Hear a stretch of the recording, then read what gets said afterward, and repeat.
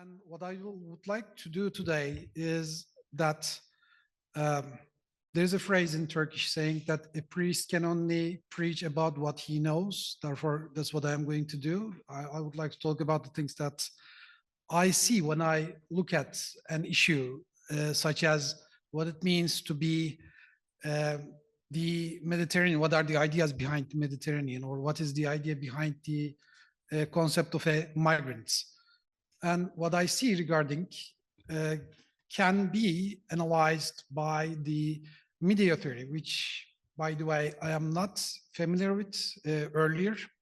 But then when I look back at what they say, what the media theory says on the issue is not that much different from what the literary theory suggested. And I'm going to use George Gardner's ideas on the importance of representations here by saying that he makes this reading of what media representation means, starting with the mass production of representations, namely the invention of the printing press.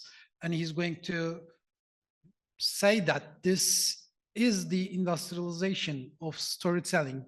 But through this, we have, for the first time in history, mass publics and the dissemination of knowledge and the construction of groups that can read the same thing and can construct a group identity without physically knowing each other. And upon this, he builds his ideas on the media and especially the television.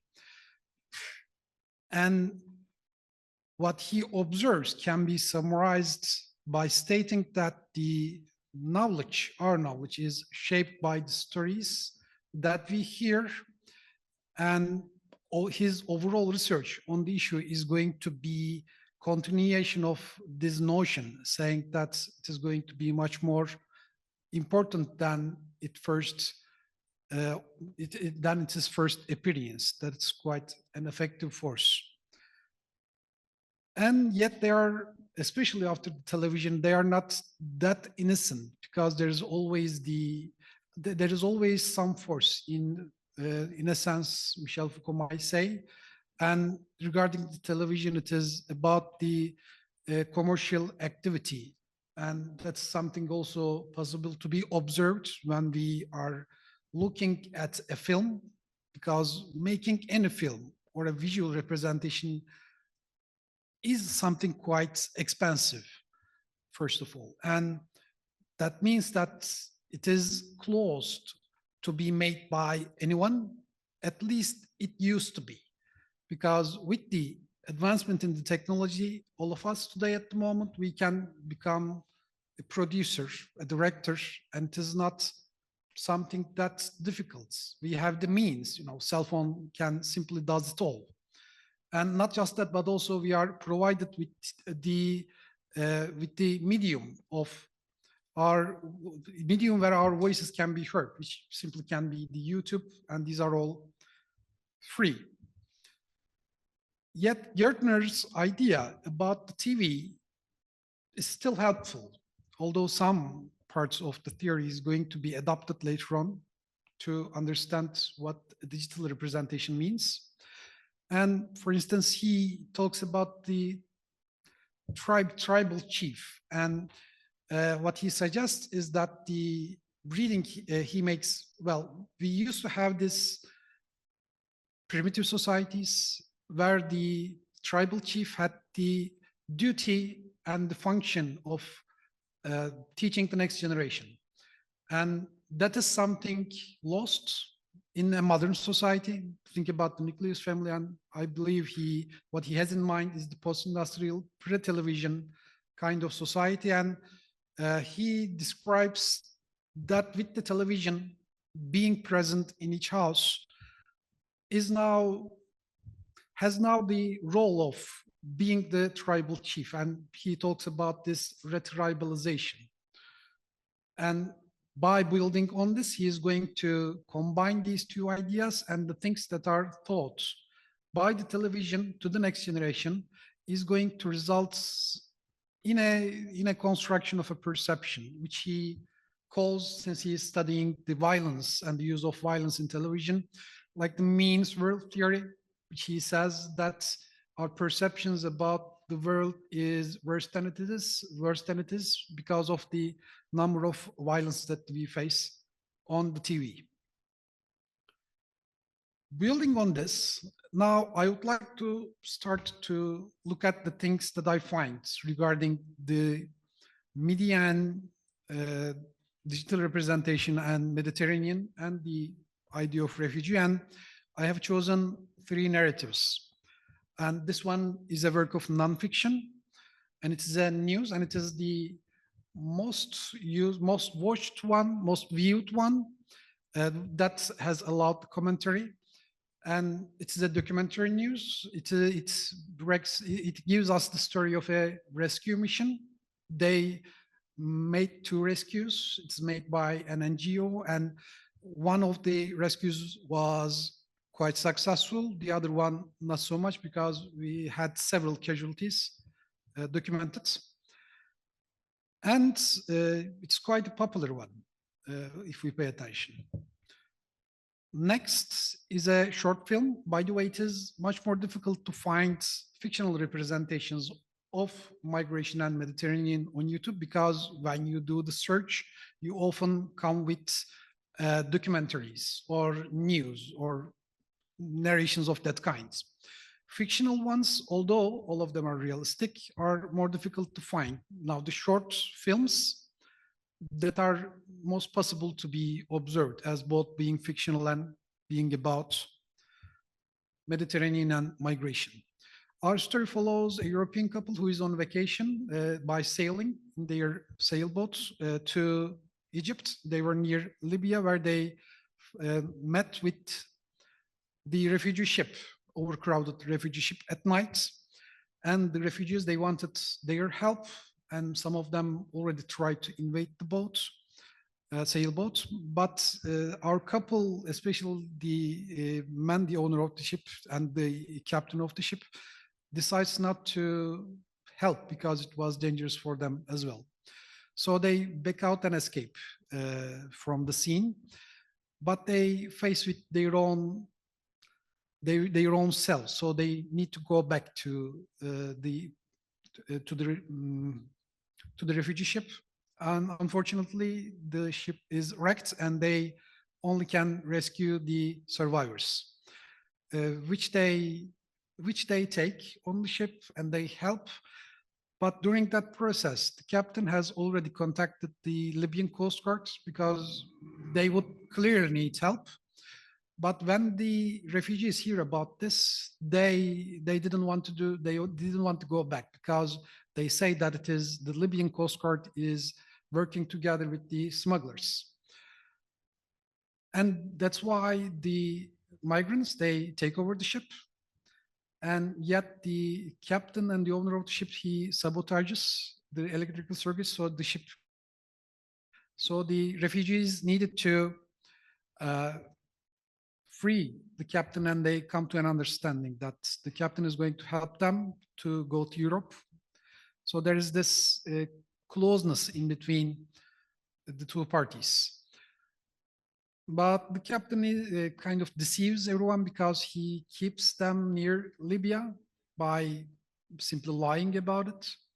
And then eventually the Libyan Coast Guard arrives. They use violence, and they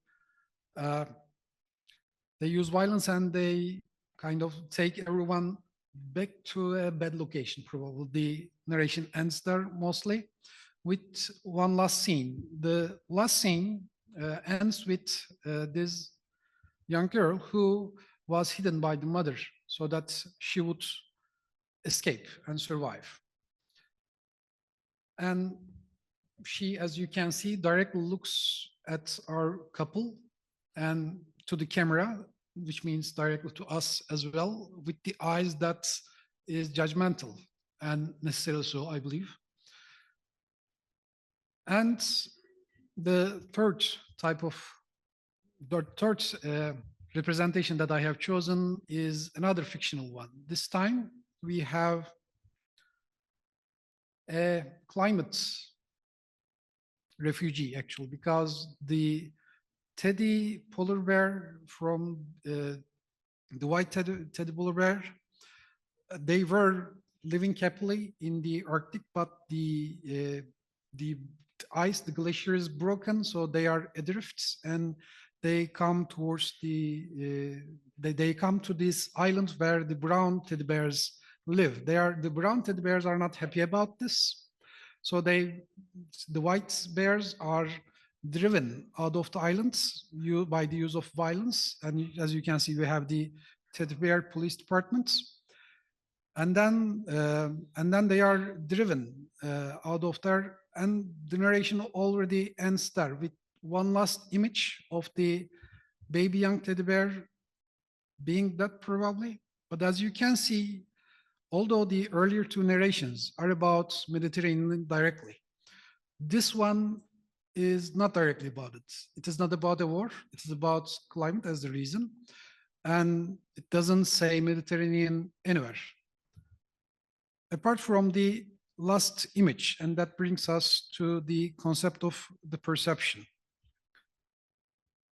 This is the commentary section. This is one of the good sides of seeing digital representation, because in many times you do also have the comment section.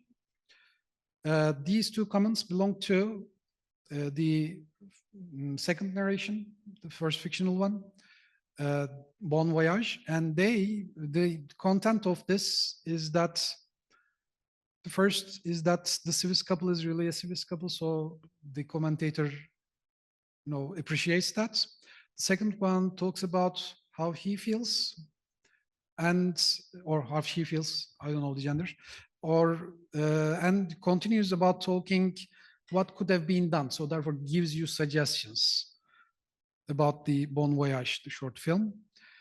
The next one is about the commentaries made on the non-fictional representation, the documentary, and you have much more heated debate about the things that could have been done, and like pointing fingers at, such as the African president should do this, they must be shamed. But also these kind of commentaries also include suggestion and how the commentators are feeling towards it. Of course, we have much more comments on the non-fictional ones, since it was being much more popular representation. And the third one, which is not directly related to Mediterranean, Migrants short film, apparently relates to Mediterranean with its last image. And these comments are in order by their popularities. The most popular comment is the statement that the last image reminds them of Alan Kurdi, the Syrian boy, who was dead. Again, Alan, something that we should remember, and it has become one of the most renowned images of represented human suffering, I believe. So what does all this means regarding all these three films? Well, what we have here is one fictional representation, two fictional representations, one being even an animation, and one non-fictional representation. And they are given to us on the same medium, YouTube. These are all, in that sense, digital representations. And yet, none of these have the questioning of their abilities to represent what is represented. And what I would like to say is that there is this aspect of it first, that all these fictional or non-fictional representations, they have the same truth claims, more or less. And two, that they are going to be understood in a similar fashion by the viewer. Going back to the theoretical works of where we left with the television by Gerbner, The theories about the digital media actually builds on, can be seen as something that builds on that, because you have a very similar experience, like both of these representations being largely visual, and we have the condition of the big companies directing things. It means that eventually the digital media is going to be in need of a hybrid theory, and it is never free to be a, how can we say, a free and independent and impartial representation, because there is always the concept of a nation that is present on the producers and the receivers sides. For instance, there is this notion of a news hall, which means that there is only a limited amount of space for any news to be given to the audience because of the required commercials that are needed for make all the things work. And these, by the way, also can be found in the earlier media, old media. Elites and the state were powerful forces in the older media, but depending on the country, for example, in China, it is the state that is still powerful in digital representations, or regarding India, it is the elites that are powerful there. If it is not, this is going to be the capitalist company in one way or another that's powerful there. So you always have this national setting that is effective in these kind of representations.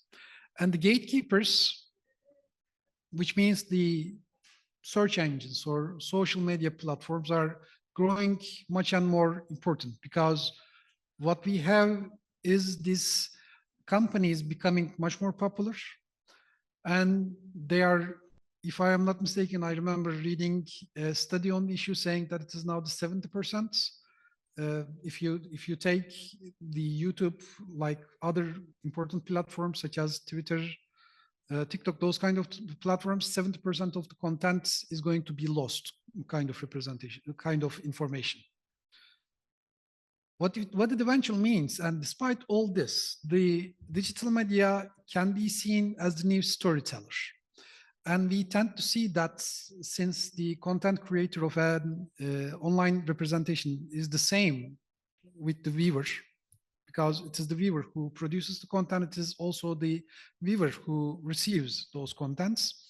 It is still not as innocent as it first appears, because we always have those kind of other forces at play. Once more, going back to the concept of fiction and non-fiction, apart from the theory of the digital representation, Gertner, without referring to any of the problematization of narration, can say these things, like the second paragraph, the presumed realism of the background, no matter how much we refuse to suspend or our disbelief, is going to be effective. Through narratives and actions that take place against a highly realistic background, stories, television, and later other types of representations, including digital media, tells can help shape the deeper, invisible, rarely questioned assumptions all of us carry around. And the way that I can combine what Gertner states and what I know out of the problem of representations regarding fiction and factual representations is that they, in one way or another, are registered on a similar manner, because in order to understand a narration, we need its roots on the real world. The concept that I am referring to can be seen as reality assumption by Stacey Friend. What she says is that, for instance, for a fictional representation, you need some roots to understand and make meaning of the things that is represented. For instance, the example she uses is, can we say that Sherlock Holmes has a third nostril? And our assumption is that he doesn't have a third nostril because we are assuming that he is human. So what she refers to by reality assumption is that there is always the things that are happening on the real world. And when we are facing fictional or non-fictional representations alike, we always need the roots to be remained on the real world, on our assumptions. And in there, then we have the representations that are observable in digital media much more rooted, let's say. Thus, what is media and what is Mediterranean? What are the meanings behind them? Well, we can simply observe that it's first of all, doesn't matter if it is fictional or factual representations, they are going to be commented on in the same way, because when we analyze the commentaries on the social media, we are observing that they are referring to same and the similar issues. And the innocence and democratization of narration is not always possible. For instance, you have the buzzword, for instance, migration is that kind of a subject matter. I know, this is I know, sorry about this. And this is the last page. What we have here is the construction of a buzzword, which means that's popular subject matter, and it is important enough to be the subject matter of politics, for instance, for a real change, perhaps. And that's why it finds its place and location in the news hall, that limited space. That's why we have many viewers, many commentators on the issue. And yet it also constructs an online community. And yet it also teaches to the viewer, because it is not just the community about like what the European or what the hosts can learn. It also teaches people about how to go there, despite all the dangers that are given in all these representations that we are observing today. They also are instruction manuals if you want to escape and if you are willing to take the risk. Therefore, although these kind of representations are always there, and although they are quite limited, their nature is always with these strong claims in their capabilities, saying, for instance, none of them can be metafictional or employ those techniques, because then it would be the subject matter of something else. The subject matter is serious, and it is perceived to be serious at the same level. Sorry for it was a bit long and a message. Therefore, if you have any more questions about this, we can finish it by them, I guess. Thank you.